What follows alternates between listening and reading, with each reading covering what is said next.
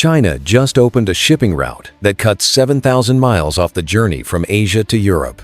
While the rest of the world still sails through the Suez Canal, Chinese cargo ships are now taking a path that was impossible just a decade ago. They're going through the Arctic. The Northern Sea Route isn't some future concept or experimental trial. It's operational right now, moving millions of tons of cargo every single year. And the engineering behind it is about to blow your mind. But first, you need to understand just how much distance this route actually saves. Picture a container ship leaving Shanghai, bound for Rotterdam. The traditional route takes it south through the South China Sea, west through the Strait of Malacca, across the Indian Ocean, through the Red Sea, and finally through the Suez Canal before reaching Europe. That journey covers over 12,000 miles. It takes 35 days. Your cargo sits on that ship for over a month, burning fuel every single hour, racking up costs with every nautical mile. Now picture the same ship taking the Northern Sea Route.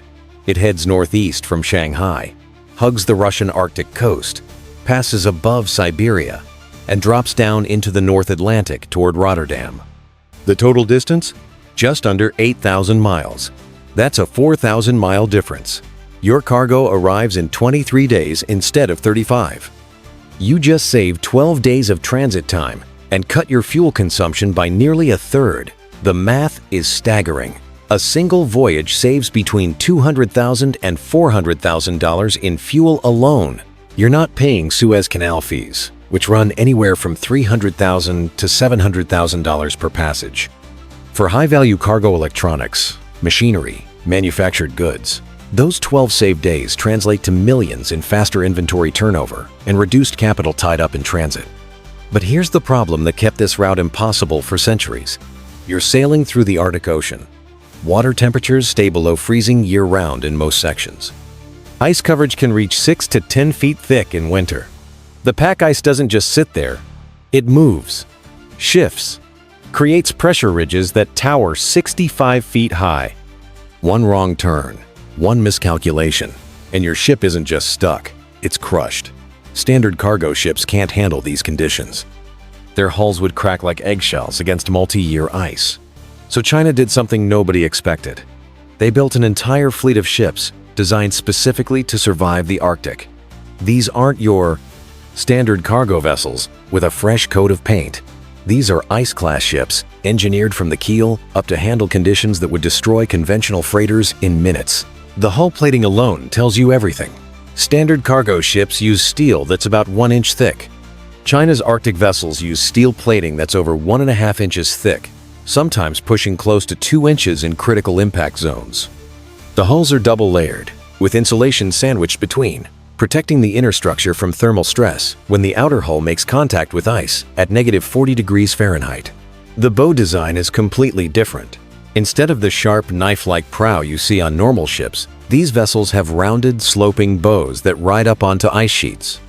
The ship's weight and forward momentum crack the ice from above rather than ramming it head-on. It's the same principle icebreakers use, just scaled for cargo transport.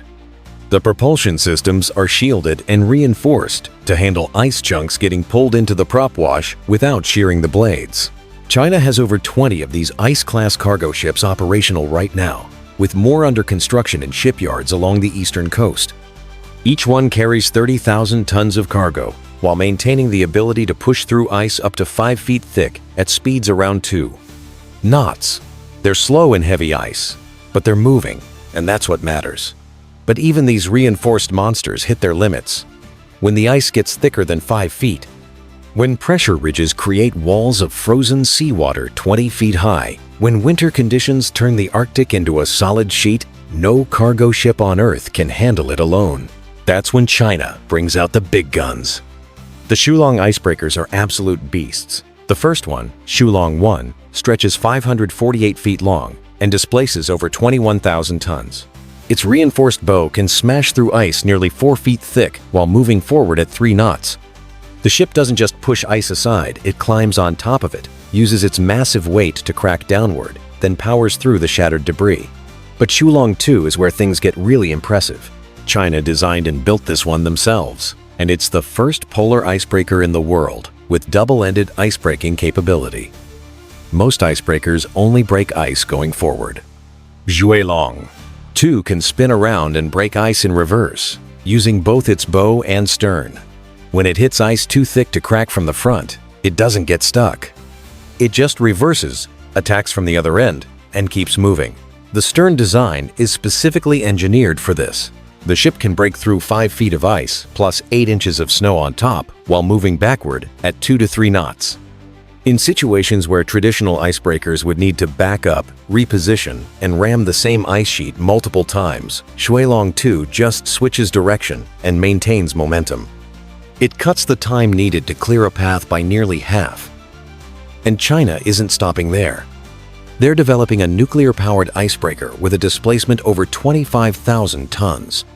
Nuclear propulsion means unlimited range, no refueling stops, and the ability to maintain continuous icebreaking operations for months without returning to port.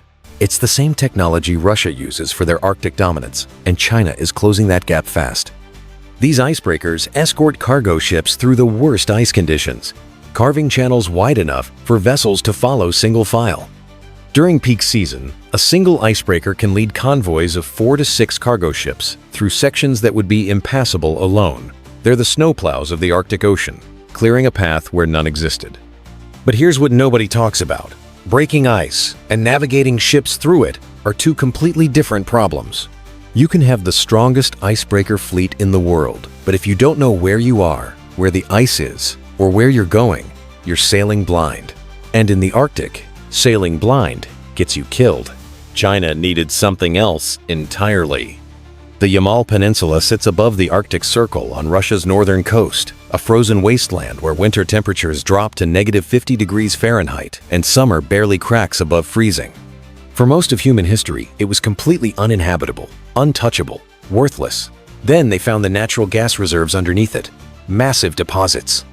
Trillions of cubic feet, worth hundreds of billions of dollars. China invested over $12 billion into the Yamal LNG facility. Not alone, not a partnership with an easy exit clause. A direct infrastructure investment to build a liquefied natural gas production and shipping terminal in one of the harshest environments on the planet. The facility can process 16 million tons of LNG annually, and it needed a deep-water port capable of handling the ice-class tankers that would carry it away. Sabeta Port is that facility. 3 massive berths stretching along the Ob Bay, each one engineered to handle ships up to 1,000 feet long in waters that freeze solid 4 to 5 months out of the year. The port operates year-round using icebreaker support, loading LNG onto tankers even when the bay is covered in 6-foot-thick ice. Chinese cargo ships dock there now, not just for LNG, but for general cargo, supplies, and equipment supporting the entire Northern Sea Route operation. But building a port in the Arctic isn't like pouring concrete in Singapore. The ground itself fights you. Permafrost, permanently frozen soil, makes up the entire foundation. You can't just excavate and build. The heat from your construction equipment, from your buildings, from the friction of ships docking, all of it melts the permafrost. And when permafrost melts, the ground collapses. Structures sink. Foundations crack. Everything you built slides into the mud. China's engineers drove foundation piles 15 to 30 feet down through the permafrost into stable bedrock. The piles are thermally insulated to prevent heat transfer from the structures above from melting the surrounding ground. Buildings sit on adjustable supports that compensate for seasonal ground movement as the active layer, the top few feet of soil that thaws and refreezes annually, shifts up and down. It's like building on quicksand that's also frozen solid half the year. The concrete itself had to be reformulated. Standard concrete won't cure at -30 degrees Fahrenheit. The chemical reactions that make it harden just stop. China developed specialized concrete mixes using chemical accelerators and low-temperature additives that cure properly, even when the ambient temperature would freeze your breath solid in seconds. They poured foundations during the brief summer construction window, working 24 hours a day under the midnight sun to complete work before winter shut everything down. Cargo handling, equipment, cranes, conveyors, loading arms, all of it had to be enclosed and heated. Hydraulic fluid freezes, metal becomes brittle and shatters. Workers can only operate outside for minutes at a time before frostbite becomes life-threatening. The entire port infrastructure is a network of heated enclosures connected by insulated tunnels, allowing operations to continue even when the outside air temperature would kill an unprotected human in under 10 minutes. This wasn't just impressive engineering. This was China proving they could build anywhere, under any conditions, no matter how impossible it seemed. But construction is one thing. Actually making it work when 40 below temperatures meet salt water and moving cargo, that's when the real problem started. Metal doesn't just get cold in the Arctic. It becomes a completely different material. Steel that's flexible and resilient at room temperature turns brittle at -40 degrees. Impact resistance drops by 50% or more. A crane hook that would bend under stress in normal conditions will shatter like glass when it's that cold. Hydraulic systems seize up. Lubricants turn into sludge. Rubber seals crack and fail. China engineered every single piece of equipment at Sabetta and their other Arctic facilities with cold weather metallurgy. They used steel alloys with nickel content that maintains ductility at extreme low temperatures. The hydraulic systems run on specialized fluids that stay liquid down to -65 degrees Fahrenheit. Seals are made from silicone compounds that remain flexible when everything else is frozen solid. The loading cranes are enclosed in heated structures that maintain interior temperatures around 50 degrees Fahrenheit. The crane operators work in climate-controlled cabins, but the machinery itself generates heat that has to be managed carefully. Too much heat differential between the crane components and the outside air creates thermal stress. Metal expands and contracts. Joints fail. So the heating systems maintain just enough warmth to keep everything operational without creating dangerous temperature gradients. Cargo itself becomes a challenge. Containers arriving from warmer climates carry moisture inside. That moisture freezes instantly in Arctic temperatures, creating ice buildup that adds weight and can damage goods. Shipping containers headed for Arctic routes are preconditioned in climate chambers before loading, bringing them down to temperature gradually to prevent condensation. Electronics get packaged with desiccants to absorb any remaining moisture. Then there's the darkness. From November through January, the Arctic experiences polar night. 24 hours of darkness every single day. No sunlight. None. Workers operate under artificial lighting for months straight. The psychological toll is real, but the operational challenges are even worse. Equipment malfunctions are harder to spot. Ice accumulation on structures goes unnoticed until it becomes dangerous. Safety protocols have to account for the fact that a routine maintenance check happens in pitch-black conditions at -50 degrees. China solved it with lighting systems that cover every operational area of the port. LED arrays mounted on towers provide daylight-equivalent illumination across the entire facility. Thermal imaging cameras monitor ice buildup on critical structures. Workers rotate on shortened shifts to manage the psychological strain of endless night. The facility operates at the same efficiency in January darkness as it does during June's midnight sun, and it's working. Cargo moves through Sabetta year-round now. Ships arrive, get loaded, and depart even in the dead of winter with Icebreaker escort. The port has handled over 36 million tons of cargo in recent years, and that number keeps climbing. China proved that Arctic port operations aren't just possible, they're profitable. But infrastructure and engineering excellence mean nothing if ships aren't actually using the route. You can build the best ports in the world, but if nobody's sailing there, you've just built very expensive monuments to ambition. The real question was whether cargo would actually move, and the answer shocked everyone. In 2013, just 1.4 million tons of cargo transited the Northern Sea Route. Most experts looked at that number and dismissed the entire concept as a publicity stunt. The Suez Canal was moving close to 1 billion tons annually. Arctic shipping seemed like a rounding error, an expensive experiment that would fade away once China realized the costs outweighed the benefits. Then the numbers started climbing. 2019, 31.5 million tons. 2023, over 36 million tons. That's a 25 times increase in a decade. And it's not just Russian domestic cargo moving along the coast. It's international transit cargo, Chinese goods bound for Europe, European machinery heading to Asia, all of it taking the Arctic route because it's faster and cheaper. Chinese ships are carrying LNG, electronics, manufactured goods, and heavy machinery through waters that were considered impassable for commercial shipping just 15 years ago. Container ships that would traditionally sail through the Suez are now loading in Shanghai, heading northeast, and shaving 12 days off their delivery schedules. Those 12 days translate directly to competitive advantage. Your competitors' goods are still somewhere in the Indian Ocean while yours are already on shelves in Rotterdam. The cargo mix tells you everything about who's winning this game. High-value, time-sensitive goods dominate Arctic shipping manifests. Electronics manufacturing has razor-thin profit margins and depends on rapid inventory turnover. Getting products to market even a week faster can mean the difference between capturing market share and watching competitors eat your lunch. Machinery and industrial equipment worth millions per unit? Those 12 saved days represent tens of thousands in reduced capital costs just from goods spending less time in transit. But here's what makes these numbers truly staggering. The Northern Sea Route is only navigable 5 to 7 months out of the year. Suez operates 365 days annually. Arctic shipping handles 36 million tons in half the time Suez has available. If you normalize for operational season, the Arctic route is moving cargo at nearly 10% of Suez's volume during the months it's open. That's not a rounding error anymore. That's a legitimate alternative shipping corridor.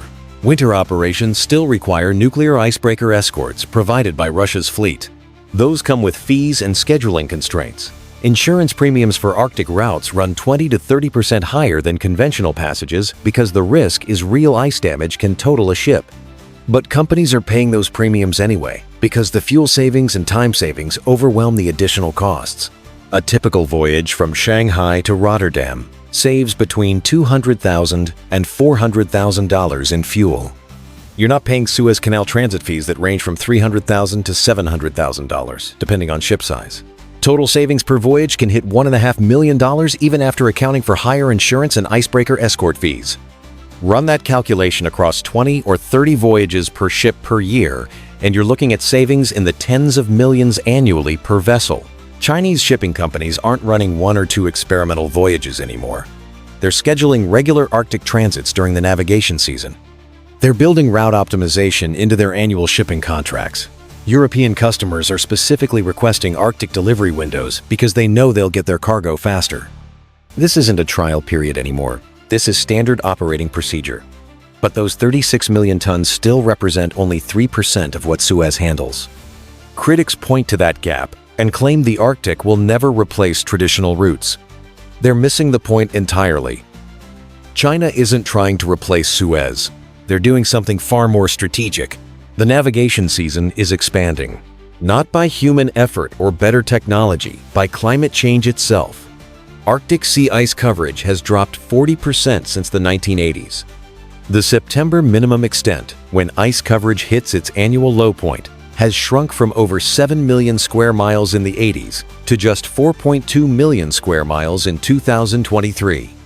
That's an area larger than India that's now open water instead of ice. More importantly, the ice-free corridors are opening earlier each year and closing later. In 2013, the practical navigation window ran about 3 months late, July through early October.